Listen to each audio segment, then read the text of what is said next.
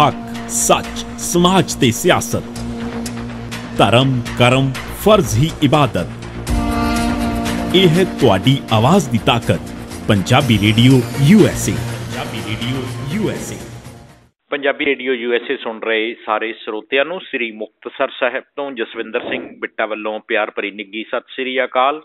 ਅੱਜ ਅਸੀਂ ਗੱਲ ਕਰਾਂਗੇ ਪ੍ਰਸਿੱਧ ਵਕੀਲ ਸਰਦਾਰ HS ਫੂਲਕਾ, ਜੋ ਇਮਾਨਦਾਰੀ ਨਾਲ ਕੰਮ ਕਰਨ ਵਾਲੇ ਅਤੇ 1984 ਦੇ ਕਤਲੇਆਮ ਲਈ ਇਨਸਾਫ ਦਿਵਾਉਣ ਵਿੱਚ ਲਗਾਤਾਰ ਸੰਘਰਸ਼ ਕਰ ਰਹੇ ਪ੍ਰਸਿੱਧ ਸਿੱਖ ਆਗੂ ਵਜੋਂ ਉਹਨਾਂ ਦੀ ਸ਼ਖਸੀਅਤ ਪੰਜਾਬੀਆਂ ਵਿੱਚ ਉੱਭਰ ਕੇ ਸਾਹਮਣੇ ਆਈ ਹੈ। ਦਿੱਲੀ ਵਿਖੇ 49 ਦਿਨ ਚੱਲੀ ਕੇਜਰੀਵਾਲ ਸਰਕਾਰ ਨੇ ਵੀ ਇਹਨਾਂ ਵੱਲੋਂ ਉਠਾਏ ਸਿੱਖ ਕਤਲੇਆਮ ਦੇ ਅਹਿਮ ਦਰਦਨਾਕ ਮੁੱਦਿਆਂ ਤੇ ਪਹਿਰਾ ਦਿੰਦਿਆਂ ਸਪੈਸ਼ਲ ਇਨਵੈਸਟੀਗੇਸ਼ਨ ਜਾਂਚ ਦਾ ਗਠਨ ਕੀਤਾ ਹੈ ਤੇ ਹੁਣ ਆਮ ਆਦਮੀ ਪਾਰਟੀ ਦੇ ਉਮੀਦਵਾਰ ਵਜੋਂ ਲੁਧਿਆਣਾ ਤੋਂ ਸਰਦਾਰ HS ਫੂਲਕਾ ਚੋਣ ਲੜਨ ਜਾ ਰਹੇ ਨੇ। ਫੂਲਕਾ ਸਾਹਿਬ, ਤੁਹਾਡਾ ਸਾਡੇ ਪ੍ਰੋਗਰਾਮ ਵਿੱਚ ਨਿੱਘਾ ਸਵਾਗਤ। ਮੇਰੇ ਵੱਲੋਂ ਵੀ ਤੁਹਾਡੇ ਸਾਰੇ ਹੀ ਸਰੋਤਿਆਂ ਨੂੰ ਜੀ ਸਤਿ ਸ੍ਰੀ ਅਕਾਲ ਜੀ। ਬਹੁਤ ਮਿਹਰਬਾਨੀ ਫੂਲਕਾ ਸਾਹਿਬ। ਅਸੀਂ ਮਾਣ ਮਹਿਸੂਸ ਕਰ ਰਹੇ ਹਾਂ ਕਿ ਆਮ ਆਦਮੀ ਪਾਰਟੀ ਦੇ ਉਮੀਦਵਾਰ ਵਜੋਂ ਲੁਧਿਆਣਾ ਤੋਂ ਤੁਸੀਂ ਚੋਣ ਲੜ ਰਹੇ ਹੋ ਔਰ ਪੰਜਾਬ ਆ ਕੇ ਅੱਜ ਤੁਸੀਂ ਇਹ ਕੰਪੇਨ ਜਿਹੜੀ ਸ਼ੁਰੂ ਕਰਨ ਜਾ ਰਹੇ ਹੋ, ਇਹਦੇ ਲਈ ਤੁਸੀਂ ਜਿੱਥੇ ਵਧਾਈ ਦੇ ਪਾਤਰ ਹੋ, ਉੱਥੇ ਇਹ ਸਵਾਲ ਉੱਠਦਾ ਹੈ ਕਿ ਫੂਲਕਾ ਸਾਹਿਬ, ਇੱਕ ਕਾਨੂੰਨ ਦੇ ਪੇਸ਼ੇ ਤੋਂ ਸਾਰੀ ਉਮਰ ਲਾ ਕੇ ਹੁਣ ਤੁਸੀਂ ਰਾਜਨੀਤੀ ਵੱਲ ਰੁਖ ਕਰਨ ਦਾ ਜਿਹੜਾ ਇਹ ਕਾਰਨ ਹੈ, ਇਹ ਕੀ ਹੈ ਔਰ ਕਿਹੜੇ ਮੁੱਦਿਆਂ ਤੇ ਤੁਸੀਂ ਚੋਣ ਲੜੋਗੇ? ਪਹਿਲਾਂ ਤਾਂ ਮੈਂ ਜਿਹੜਾ ਤੁਹਾਡੇ ਇੱਕ ਕਲੀਅਰ ਕਰਦੇ ਹਾਂ ਕਿ ਅਜੇ ਮੇਰਾ ਟਿਕਟ ਆਫੀਸ਼ੀਅਲੀ ਅਨਾਊਂਸ ਨਹੀਂ ਹੋਇਆ। ਉਹਨਾਂ ਨੇ ਸਟੇਟਮੈਂਟ ਦਿੱਤੀ ਸੀ ਮੀਡੀਆ ਨੂੰ ਕਿ ਇਹਨਾਂ ਦਾ ਟਿਕਟ ਫਾਈਨਲ ਆ। ਹਾਂਜੀ, ਆਫੀਸ਼ੀਅਲ ਅਨਾਊਂਸਮੈਂਟ ਅਜੇ ਆਉਣ ਵਾਲੀ ਹੈ ਲੁਧਿਆਣਾ ਤੋਂ। ਅੱਛਾ, ਦੂਸਰੀ ਗੱਲ, ਇਹ ਹੁਣ ਅਸੀਂ ਜਿਹੜਾ ਕਰ ਰਹੇ ਹਾਂ ਇੱਥੇ ਸ਼ੁਰੂ ਕੱਲ੍ਹ ਪੰਜਾਬ ਦੇ ਵਿੱਚ ਅੰਮ੍ਰਿਤਸਰ ਤੋਂ ਕੀਤਾ ਹੈ। ਇਹ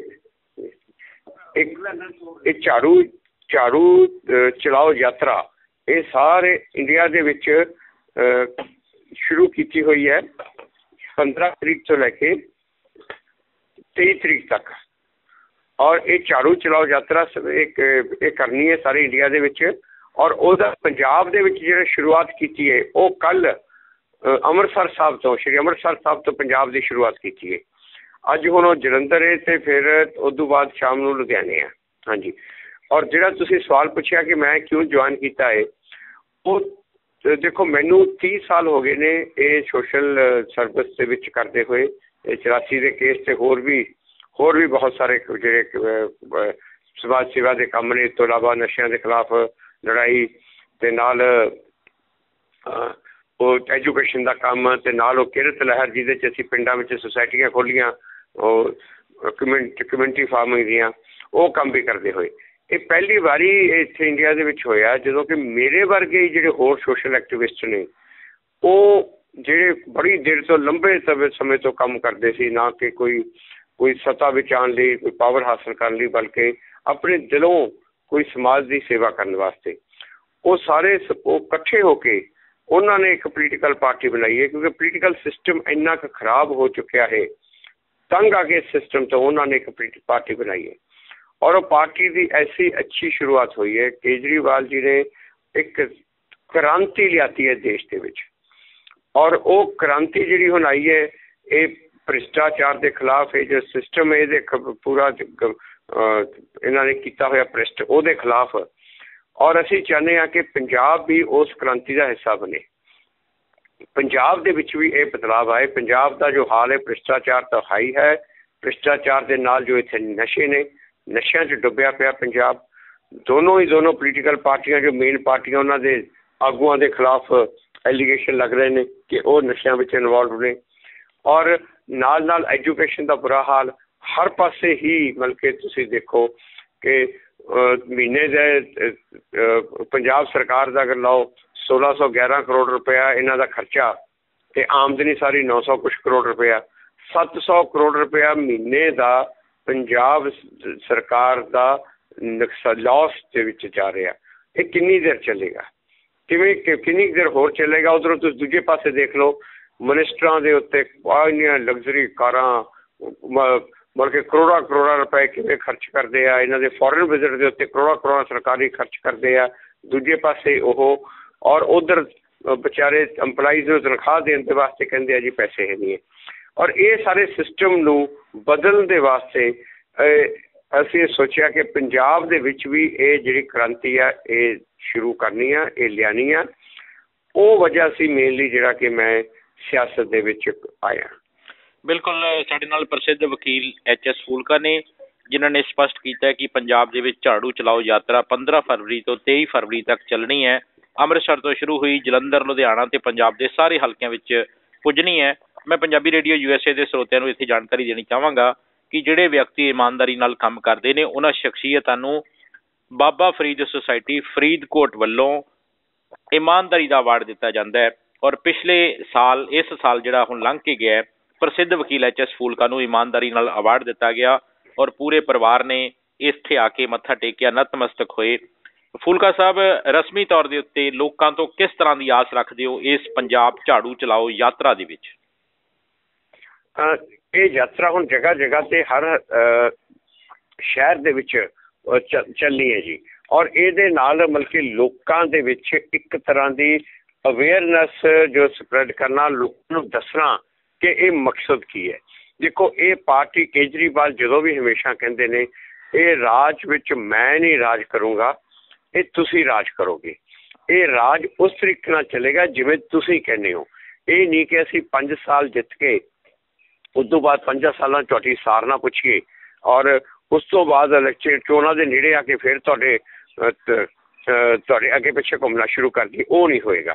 ਇਹ ਸਵਰਾਜ ਜਿਹੜਾ ਲਿਆਂਦਾ ਜਾ ਰਿਹਾ, ਉਹ ਸਵਰਾਜ ਦਾ ਜਿਹੜਾ ਅਸੂਲ ਹੈ ਉਹ ਇਹੀ ਹੋਈ ਹੈ ਕਿ ਲੋਕਾਂ ਦੇ ਕੋਲੇ ਪਾਵਰ ਹੋਏਗੀ ਔਰ ਨਾਲ ਦੀ ਨਾਲ ਹੀ ਅਗਰ ਉਹ ਸੋਚਣਗੇ 5 ਸਾਲ ਤੋਂ ਪਹਿਲਾਂ ਵੀ ਕਿ ਸਾਡਾ ਜਿਹੜਾ ਨੁਮਾਇੰਦਾ ਹੈ ਉਹਨੇ ਠੀਕ ਤਰ੍ਹਾਂ ਕੰਮ ਨਹੀਂ ਕੀਤਾ, ਤਾਂ ਉਹਨੂੰ ਰਿਕਾਲ ਕਰਨ ਦੀ ਵੀ ਪਾਵਰ ਹੋਏਗੀ। ਉਹ ਨੁਮਾਇੰਦੇ ਨੂੰ ਵਾਪਸ ਬੁਲਾ ਸਕਦੇ ਕਿਸੇ MLA ਜਾਂ MP ਨੂੰ। ਉਹ ਸਿਸਟਮ ਜਿਹੜਾ ਬਣਾਇਆ ਜਾ ਰਿਹਾ ਔਰ ਉਹ ਸਿਸਟਮ ਦੇ ਵਿੱਚ ਕੀ ਹੋਏਗਾ, ਇਹ ਹੁਣ ਝਾੜੂ ਯਾਤਰਾ ਦੇ ਵਿੱਚ ਲੋਕਾਂ ਨੂੰ ਇਹ ਦੱਸਣਾ ਕਿ ਇਹ ਪਾਰਟੀ ਤੁਸੀਂ ਹੁਣ ਤੱਕ ਇਹ ਕਾਂਗਰਸ, ਅਕਾਲੀ, BJP ਦੇਖਿਆ ਔਰ ਇਹ ਪਾਰਟੀ ਉਹਨਾਂ ਤੋਂ ਅਲੱਗਾ ਕਿਵੇਂ ਆ ਔਰ ਇਹ ਪਾਰਟੀ ਦੇ ਮੰਤਵ ਕੀ ਨੇ ਔਰ ਇਹ ਲੋਕਾਂ ਨੂੰ ਦੱਸਣਾ ਮਤਲਬ ਹੈ ਇਹ ਝਾੜੂ ਚਲਾਓ ਯਾਤਰਾ ਦਾ।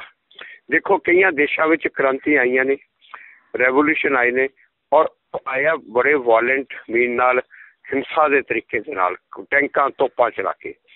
ਔਰ ਇੱਥੇ ਇਹ ਜਿਹੜਾ ਪੂਰੀ ਕ੍ਰਾਂਤੀ ਦੇਸ਼ ਦੇ ਵਿੱਚ ਲਿਆਂਦੀ ਹੈ ਇਹ ਆਮ ਆਦਮੀ ਪਾਰਟੀ ਦੇ ਕੇਜਰੀਵਾਲ ਨੇ, ਪੂਰੇ ਸ਼ਾਂਤੀਮਈ ਤਰੀਕੇ ਨਾਲ ਔਰ ਝਾੜੂ ਚਲਾ ਕੇ ਇਹ ਦੁਨੀਆ ਨੂੰ ਇੱਕ ਰਾਹ ਦਿਖਾਤਾ ਕਿ ਇਹ ਵੀ ਤਰੀਕਾ ਹੈਗਾ ਕ੍ਰਾਂਤੀ ਲਿਆਉਣ ਦਾ। ਜ਼ਰੂਰੀ ਨਹੀਂ ਕਿ ਬੰਦੂਕਾਂ ਚੁੱਕ ਕੇ ਹੀ ਕ੍ਰਾਂਤੀ ਲੈ ਕੇ ਆਓ।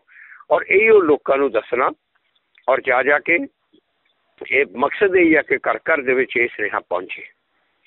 ਫੂਲਕਾ ਸਾਹਿਬ, ਅੰਮ੍ਰਿਤਸਰ ਤੋਂ ਤੁਸੀਂ ਇਹ ਪੰਜਾਬ ਝਾੜੂ ਚਲਾਓ ਯਾਤਰਾ ਸ਼ੁਰੂ ਕੀਤੀ ਹੈ, ਕਿਵੇਂ ਦਾ ਲੋਕਾਂ ਦਾ ਰਿਸਪੌਂਸ ਰਿਹਾ ਉੱਥੇ? ਬਹੁਤ ਜ਼ਬਰਦਸਤ ਰਿਸਪੌਂਸ ਸੀ। ਲੋਕਾਂ ਦੇ ਵਿੱਚ ਬੜਾ ਹੀ ਉਤਸ਼ਾਹ ਸੀ ਔਰ ਬੜੇ ਹੀ ਵਧੀਆ ਤਰੀਕੇ ਨਾਲ ਗੁਰੂ ਮਹਾਰਾਜ ਦੇ ਆਸ਼ੀਰਵਾਦ ਦੇ ਨਾਲ ਇਹ ਸ਼ੁਰੂਆਤ ਯਾਤਰਾ ਦੀ ਹੋਈ ਹੈ ਜੀ। ਫੂਲਕਾ ਸਾਹਿਬ, ਪੰਜਾਬੀਆਂ ਤੇ ਪ੍ਰਵਾਸੀਆਂ ਤੋਂ ਕਿਸ ਤਰ੍ਹਾਂ ਦੀ ਆਸ ਰੱਖਦੇ ਹੋ ਤੁਸੀਂ ਇਸ ਜਿਹੜੀ ਝਾੜੂ ਚਲਾਓ ਯਾਤਰਾ ਦੇ ਸੰਬੰਧ ਵਿੱਚ? ਦੇਖੋ, ਜਦੋਂ ਵੀ ਕਿਹਾ ਜਾਂਦਾ, ਮੈਂ ਆਮ ਤੌਰ ਦੇ ਉੱਤੇ ਕਹਿੰਦੇ ਆ ਕਿ ਦੁੱਖ ਪੀੜਾ ਪੰਜਾਬ ਦੇ ਵਿੱਚ ਹੁੰਦੀ ਆ ਤੇ ਹੰਝੂ ਪ੍ਰਵਾਸੀਆਂ ਦੇ ਨਿਕਲਦੇ ਆ। ਔਰ ਮੈਂ ਪਹਿਲਾਂ ਵੀ ਕਈ ਇੰਟਰਵਿਊਆਂ 'ਚ ਕਿਹਾ ਇਹੀ ਗੱਲ ਕਿ ਹੁਣ ਹੰਝੂ ਕੱਢਣੇ ਬੰਦ ਕਰ ਦਿਓ। ਇਹਨਾਂ ਹੰਝੂਆਂ ਨੂੰ ਤੁਸੀਂ ਹੁਣ ਆਪਣੀ ਐਨਰਜੀ 'ਚ ਕਨਵਰਟ ਕਰੋ ਔਰ ਐਨਰਜੀ 'ਚ ਕਨਵਰਟ ਕਰਕੇ ਉੱਠ ਕੇ ਲੱਗ ਜਾਓ। ਇਹ ਜਿਹੜਾ ਮੌਕਾ ਆਇਆ, ਇਹ ਮੌਕਾ ਅਸੀਂ ਹੱਥੋਂ ਗਵਾ ਲਿਆ ਤੇ ਫਿਰ ਪਤਾ ਨਹੀਂ 40 ਸਾਲ ਜਾਂ 50 ਸਾਲ ਦੂਜੀ ਵਾਰੀ ਇਹ ਮੌਕਾ ਨਹੀਂ ਆਏਗਾ। ਇਹ ਸਿਸਟਮ ਚੱਲਦਾ ਰਹੇਗਾ, ਇਹ ਨਸ਼ਿਆਂ 'ਚ ਪੰਜਾਬ ਗਰਕ ਹੁੰਦਾ ਤੁਰਿਆ ਜਾਏਗਾ। ਹੁਣ ਇਹ ਮੌਕਾ ਹੈ ਕਿ ਆਪਣੇ ਘਰਾਂ ਦੇ ਵਿੱਚੋਂ ਬਾਹਰ ਨਿਕਲੋ ਔਰ ਬਾਹਰ ਨਿਕਲ ਕੇ ਮੋਢੇ ਦੇ ਮੋਢੇ ਨਾਲ ਲਾ ਕੇ ਪੂਰੀ ਦੀ ਪੂਰੀ ਤਰ੍ਹਾਂ ਲੜਾਈ ਲੜੋ। ਜਿਹੜੇ ਤੁਹਾਡੇ 'ਚੋਂ ਇੰਡੀਆ ਆ ਸਕਦੇ ਨੇ ਉਹ ਇੰਡੀਆ ਆਓ ਔਰ ਆ ਕੇ ਮਹੀਨਾ 2 ਮਹੀਨੇ ਇੱਥੇ ਲਾਓ। ਜਿਹੜੇ ਨਹੀਂ ਆ ਸਕਦੇ ਉਹ ਉੱਥੋਂ ਬੈਠੇ, ਕਿਉਂਕਿ ਤੁਹਾਡੇ ਸਾਰੇ ਰਿਸ਼ਤੇਦਾਰ ਨੇ, ਉਹ ਤੁਹਾਡੇ ਬੜੀ ਸੁਣਦੇ ਨੇ ਔਰ ਤੁਸੀਂ ਸਮਝਾਓਗੇ ਤਾਂ ਬੜੀ ਚੰਗੀ ਤਰ੍ਹਾਂ ਸਮਝਦੇ ਵੀ ਨੇ।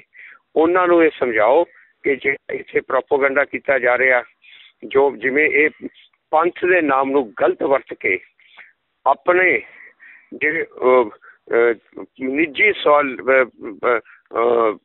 ਫਾਇਦੇ ਦੇ ਵਾਸਤੇ ਪੰਥ ਨੂੰ ਵਰਤ ਰਹੇ ਨੇ, ਵੀ ਉਹ ਤੁਸੀਂ ਇਹਨਾਂ ਝਾਂਸਿਆਂ ਵਿੱਚ ਨਾ ਆਓ। ਔਰ ਅਸੀਂ ਹੁਣ ਇਹ ਗੱਲ ਨੂੰ ਸਮਝ ਲਈਏ ਕਿ ਇਹ ਸਿਸਟਮ ਨੂੰ ਅਸੀਂ ਬਦਲ ਕੇ ਹਟਣਾ ਔਰ ਇਹਨਾਂ ਨੂੰ ਇੱਕ ਵਾਰੀ ਸਬਕ ਸਿਖਾ ਦਿਓ ਕਿ ਪਬਲਿਕ ਦੀ ਪਾਵਰ ਕੀ ਆ। ਇਹ ਸਾਰੇ ਦੇ ਸਾਰੇ ਤੁਹਾਡੇ ਸਰੋਤਿਆਂ ਨੂੰ ਮੈਨੂੰ ਇਹ ਬੇਨਤੀ ਹੈ ਕਿ ਇਹ ਮੌਕਾ ਹੱਥੋਂ ਨਾ ਜਾਣ ਦਿਓ। ਫੂਲਕਾ ਸਾਹਿਬ ਅਸੀਂ ਅਰਦਾਸ ਕਰਦੇ ਹਾਂ ਕਿ ਪ੍ਰਮਾਤਮਾ ਕਿਰਪਾ ਕਰੇ। ਜੇਕਰ ਪ੍ਰਮਾਤਮਾ ਕਿਰਪਾ ਕਰਦਾ ਤਾਂ ਕਿਹੜੀ ਪਹਿਲ ਕਦਮੀ ਵੱਲ ਤੁਸੀਂ ਵਿਸ਼ੇਸ਼ ਤੌਰ ਤੇ ਧਿਆਨ ਲਾਓਗੇ? ਦੇਖੋ, ਸਭ ਤੋਂ ਪਹਿਲਾਂ ਤਾਂ ਜਿਹੜੀ ਤੁਹਾਨੂੰ ਗੱਲ ਕਹੀ ਹੈ ਭ੍ਰਿਸ਼ਟਾਚਾਰ ਦੇ ਖਿਲਾਫ, ਕਰਪਸ਼ਨ ਦੇ ਖਿਲਾਫ, ਦਿੱਲੀ ਦੇ ਵਿੱਚ ਵੀ ਪਹਿਲ ਉਸੇ ਪਾਸੇ ਨੂੰ ਹੋਈ ਆ। ਔਰ ਪਹਿਲ ਉਹ ਹੋ ਕੇ ਔਰ ਇਹਨੂੰ ਕਰਪਸ਼ਨ ਨੂੰ ਕਿਵੇਂ ਖਤਮ ਕਰਨਾ, ਦਿੱਲੀ ਦੇ ਵਿੱਚ ਸਰਕਾਰ ਸਿਰਫ 1.5 ਮਹੀਨਾ ਚੱਲੀ ਹੈ। 1.5 ਮਹੀਨੇ ਦੇ ਵਿੱਚ ਸਾਰੇ ਉੱਥੇ ਤੁਸੀਂ ਆ ਕੇ ਦੇਖੋ ਕਰਪਸ਼ਨ 'ਚ ਕਿੰਨਾ ਫਰਕ ਪਿਆ। 25 ਤੋਂ 30% ਤੱਕ ਕਰਪਸ਼ਨ ਉੱਥੇ ਆਲਰੇਡੀ 1.5 ਮਹੀਨੇ 'ਚ ਡਾਊਨ ਆ ਗਈ। ਔਰ ਇਹ ਆਲਰੇਡੀ ਸਾਰੇ ਅਖਬਾਰ ਔਰ ਸਭ ਵੀ ਕਹਿਣਾ ਹੋ ਗਿਆ ਸ਼ੁਰੂ ਕਰ ਗਏ ਕਿ ਹਾਂ ਫਰਕ ਪਿਆ ਹੈ। ਪਹਿਲਾ ਕਦਮ ਤਾਂ ਉਹ ਹੋਏਗਾ ਉਸ ਨੂੰ ਖਤਮ ਕਰਨਾ। ਦੂਜਾ ਕਦਮ ਪੰਜਾਬ ਦੇ ਵਿੱਚ ਨਸ਼ਿਆਂ ਦੇ ਵਾਲੇ ਪਾਸੇ ਨੂੰ, ਉਹਨਾਂ ਨੂੰ ਮੋੜਨਾ, ਉਹਨਾਂ ਨੂੰ ਰੋਕਣਾ, ਉਸ ਪਾਸੇ ਨੂੰ ਜਾਣਾ, ਇਹ ਦੂਜਾ ਕਦਮ ਹੋਏਗਾ। ਤੀਸਰਾ ਕਦਮ ਜਿਹੜਾ ਮੁਹਿੰਮਾਂ ਅਸੀਂ ਪਹਿਲਾਂ ਚਲਾਈਆਂ ਹੋਈਆਂ ਜਿਹੜੀ ਐਜੂਕੇਸ਼ਨ ਦੀ, ਤੇ ਇੱਕ ਆਪਣੇ ਜੋ ਐਗਰੀਕਲਚਰ ਸੈਕਟਰ ਦੇ ਵਿੱਚ ਜੋ ਕਿਸਾਨਾਂ ਦੀ ਆਮਦਨ ਨੂੰ ਕਿਵੇਂ ਵਧਾਉਣਾ, ਇਹ ਪਹਿਲ ਹੋਣਗੇ। ਇਹਨਾਂ ਮੁੱਦਿਆਂ ਦੇ ਉੱਤੇ ਧਿਆਨ ਦਿੱਤਾ ਜਾਏਗਾ। ਸੋ ਅਸੀਂ ਗੱਲ ਕਰ ਰਹੇ ਹਾਂ ਪ੍ਰਸਿੱਧ ਵਕੀਲ HS ਫੂਲਕਾ ਨਾਲ, ਜਿਹੜੇ ਪੰਜਾਬ ਦੇ ਵਿੱਚ ਝਾੜੂ ਚਲਾਓ ਯਾਤਰਾ ਦੀ ਸ਼ੁਰੂਆਤ ਕਰ ਚੁੱਕੇ ਨੇ। ਪੰਜਾਬੀ ਰੇਡੀਓ USA ਦੇ ਸਰੋਤਿਆਂ ਨੂੰ ਮੈਂ ਦੱਸਣਾ ਚਾਹਾਂਗਾ ਕਿ ਜੇਕਰ ਤੁਸੀਂ HS ਫੂਲਕਾ ਨਾਲ ਸੰਪਰਕ ਕਰਨਾ ਚਾਹੁੰਦੇ ਹੋ ਜਾਂ ਕੋਈ ਸੁਝਾਅ ਦੇਣਾ ਚਾਹੁੰਦੇ ਹੋ ਜਾਂ ਕੋਈ ਕਿਸੇ ਤਰ੍ਹਾਂ ਦੀ ਉਹਨਾਂ ਤੋਂ ਆਸ ਰੱਖਦੇ ਹੋ, ਉਹਨਾਂ ਨਾਲ ਗੱਲਬਾਤ ਕਰਨਾ ਚਾਹੁੰਦੇ ਹੋ, ਤਾਂ ਫੂਲਕਾ ਸਾਹਿਬ ਮੈਂ ਚਾਹਾਂਗਾ ਕਿ ਅਸੀਂ ਸਿੱਧਾ ਤੁਹਾਡਾ ਜਿਹੜਾ ਨੰਬਰ ਹੈ ਉਹ ਅਸੀਂ ਸਾਡੇ ਸਰੋਤਿਆਂ ਨੂੰ ਜਾਰੀ ਕਰੀਏ ਔਰ ਸਿੱਧੇ ਤੁਹਾਡੇ ਨਾਲ ਕੋਈ ਸੰਪਰਕ ਕਰ ਸਕਣ, ਸਲਾਹ ਕਰ ਸਕਣ, ਕੋਈ ਤੁਹਾਡੇ ਨਾਲ ਗੱਲ ਕਰ ਸਕਣ। ਇਹਦੇ ਬਾਰੇ ਮੈਂ ਜ਼ਰੂਰ ਤੁਹਾਡਾ ਨੰਬਰ ਜਿਹੜਾ ਨਸ਼ਰ ਕਰਾਉਣਾ ਚਾਹੂੰਗਾ। ਦੇਖੋ, ਇੱਕ ਜੇ ਤੁਸੀਂ ਟਰਾਈ ਕਰਦੇ ਰਹੋਗੇ ਤਾਂ ਪਰ ਇੱਕ ਜ਼ਰੂਰ ਦੇਖਣਾ ਕਿ ਮੈਨੂੰ ਲਗਾਤਾਰ ਮੈਂ ਮੀਟਿੰਗਸ ਦੇ ਉੱਤੇ, ਰੈਲੀਜ਼ ਦੇ ਉੱਪਰ ਔਰ ਮਾਰਚ ਦੇ ਵਿੱਚ ਹੁੰਦਾ, ਪਰ ਫਿਰ ਵੀ ਤੁਸੀਂ ਮੇਰਾ ਜਿਹੜਾ ਮੈਂ ਨੰਬਰ ਨਾ ਤੁਹਾਨੂੰ ਮੈਂ ਇੱਕ ਹੋਰ ਸਪੈਸ਼ਲ ਨੰਬਰ ਮੈਂ ਦੂਜਾ ਲੈ ਰਿਹਾ ਇੱਥੋਂ ਦਾ, ਉਹ ਲੈ ਕੇ ਮੈਂ ਤੁਹਾਨੂੰ 4-5 ਦਿਨ ਬਾਅਦ ਦਊਂਗਾ। ਜਿਹੜਾ ਨੰਬਰ ਹਮੇਸ਼ਾ ਹੀ ਉਹਦੇ 'ਤੇ ਜਵਾਬ ਦਿੱਤਾ ਜਾਏਗਾ, ਹਮੇਸ਼ਾ ਹੀ ਉਹ ਨੰਬਰ ਕੋਈ ਨਾ ਕੋਈ ਬੰਦਾ ਉਹਨੂੰ ਚੁੱਕ ਕੇ ਗੱਲ ਕਰੇਗਾ। ਅਤੇ ਉਹ ਨੰਬਰ ਮੈਂ ਤੁਹਾਨੂੰ 4-5 ਦਿਨਾਂ ਦੇ ਬਾਅਦ ਉਹ ਨੰਬਰ ਦੇ ਦਾਂਗਾ, ਇੱਥੇ ਪੰਜਾਬ ਦਾ ਨੰਬਰ। ਬਿਲਕੁਲ ਫੂਲਕਾ ਸਾਹਿਬ, ਅੰਤ ਵਿੱਚ ਇੱਕ ਛੋਟਾ ਜਿਹਾ ਸਵਾਲ। ਦਾਸ ਦਾ 18 ਸਾਲ ਦਾ ਤਜਰਬਾ ਪੱਤਰਕਾਰੀ ਦਾ, ਪੰਜਾਬ ਦੇ ਵਿੱਚ ਜਿਸ ਤਰ੍ਹਾਂ ਤੁਹਾਨੂੰ ਰਿਸਪੌਂਸ ਮਿਲ ਰਿਹਾ ਹੈ, ਪਰਮਾਤਮਾ ਅੱਗੇ ਬੇਨਤੀ ਅਰਦਾਸ ਇਹੀ ਕਰਾਂਗੇ ਕਿ ਇਸੇ ਤਰ੍ਹਾਂ ਰਿਸਪੌਂਸ ਮਿਲੇ ਔਰ ਤੁਸੀਂ ਬੁਲੰਦੀਆਂ ਵੱਲ ਜਾਓ ਔਰ ਜਿਹੜਾ ਤੁਸੀਂ ਮਕਸਦ ਲੈ ਕੇ ਚੱਲੇ ਹੋ ਉਹਨੂੰ ਪੂਰਾ ਕੀਤਾ ਜਾਵੇ। ਬੇਨਤੀ ਇਹ ਹੈ ਕਿ ਪੰਜਾਬ ਦੇ ਵਿੱਚ ਆਮ ਆਦਮੀ ਪਾਰਟੀ ਦੇ ਨਾਮ ਦੇ ਉੱਤੇ ਬਹੁਤ ਸਾਰੇ ਐਸੇ ਲੋਕ ਘੁਸਪੈਠ ਕਰ ਚੁੱਕੇ ਨੇ ਜਿਨ੍ਹਾਂ ਦਾ ਪਹਿਲਾਂ ਜਿਹੜਾ ਚਰਿੱਤਰ ਹੈ ਉਹ ਦਾਗੀ ਹੈ, ਚਾਹੇ ਉਹ ਕਿਸੇ ਹੋਰ ਪਾਰਟੀ ਨਾਲ ਜੁੜੇ ਹੋਣ। ਉਹਨਾਂ ਨੂੰ ਇਹ ਲੱਗਦਾ ਹੈ ਕਿ ਸਾਡੀ ਉੱਧਰ ਦਾਲ ਨਹੀਂ ਗਲੀ ਤੇ ਆਮ ਆਦਮੀ ਪਾਰਟੀ ਦੀ ਟੋਪੀ ਲੈ ਕੇ, ਝਾੜੂ ਲੈ ਕੇ ਤੇ ਅਸੀਂ ਇੱਧਰੋਂ ਕੋਈ ਦਾਗ ਖੱਟ ਜਾਈਏ। ਉਹਦੇ ਬਾਰੇ ਤੁਸੀਂ ਕੋਈ ਧਿਆਨ ਦੇ ਰਹੇ ਹੋ ਜਾਂ ਤੁਹਾਡੇ ਕੋਈ ਨੋਟਿਸ 'ਚ ਇਹ ਗੱਲ ਹੈ? ਦੇਖੋ, ਇਹ ਪਾਰਟੀ ਦੇ ਨੋਟਿਸ ਦੇ ਵਿੱਚ ਆਲਰੇਡੀ ਇਹ ਸਾਰੀਆਂ ਗੱਲਾਂ ਹਨ ਔਰ ਇਹ ਜਦੋਂ ਵੀ ਜਿਨ੍ਹਾਂ ਨੂੰ ਟਿਕਟ ਦਿੱਤੀ ਜਾਏਗੀ ਉਹਨਾਂ ਦਾ ਪੂਰੀ ਬੈਕਗਰਾਊਂਡ ਚੈੱਕ ਕਰਨ ਤੋਂ ਬਾਅਦ ਹੀ ਦਿੱਤੀ ਜਾਏਗੀ। ਸਭ ਤੋਂ ਵੱਡਾ 3C ਦਾ ਜਿਹੜਾ ਫਾਰਮੂਲਾ ਹੈ, ਕਰਪਸ਼ਨ, ਕਰੈਕਟਰ ਐਂਡ ਕ੍ਰਿਮੀਨਲਿਟੀ। ਨਾ ਤਾਂ ਉਹਦੇ 'ਚ ਕੋਈ ਕਰਪਸ਼ਨ ਦੇ ਚਾਰਜ ਹੋਣ, ਨਾ ਉਹਦੇ 'ਤੇ ਕ੍ਰਿਮੀਨਲ ਚਾਰਜ ਹੋਣ ਔਰ ਉਹਦਾ ਕਰੈਕਟਰ ਤੋਂ ਜਿਹੜਾ ਹੋਵੇ ਉਹ ਬਹੁਤ ਹੀ ਜ਼ਿਆਦਾ ਬੋਰਡ ਹੋਵੇ। ਇਹ ਚੀਜ਼ਾਂ ਦੇਖ ਕੇ ਹੀ ਟਿਕਟ ਸਭ ਨੂੰ ਦਿੱਤੀ ਜਾਏਗੀ। ਬਿਲਕੁਲ, ਤੁਸੀਂ ਸੁਣ ਰਹੇ ਹੋ ਪ੍ਰੋਗਰਾਮ ਖਬਰਸਾਰ। ਮੈਂ ਹਾਂ ਜਸਵਿੰਦਰ ਸਿੰਘ ਬਿੱਟਾ, ਪੰਜਾਬੀ ਰੇਡੀਓ USA ਤੇ ਅਸੀਂ ਗੱਲ ਕਰ ਰਹੇ ਹਾਂ ਪ੍ਰਸਿੱਧ ਵਕੀਲ HS ਫੂਲਕਾ ਨਾਲ। ਅੰਤ ਵਿੱਚ ਤੁਸੀਂ ਸਾਡੇ ਪ੍ਰਵਾਸੀ ਸਰੋਤਿਆਂ ਨੂੰ ਕੀ ਸੁਨੇਹਾ ਦੇਣਾ ਚਾਹੋਗੇ ਫੂਲਕਾ ਸਾਹਿਬ?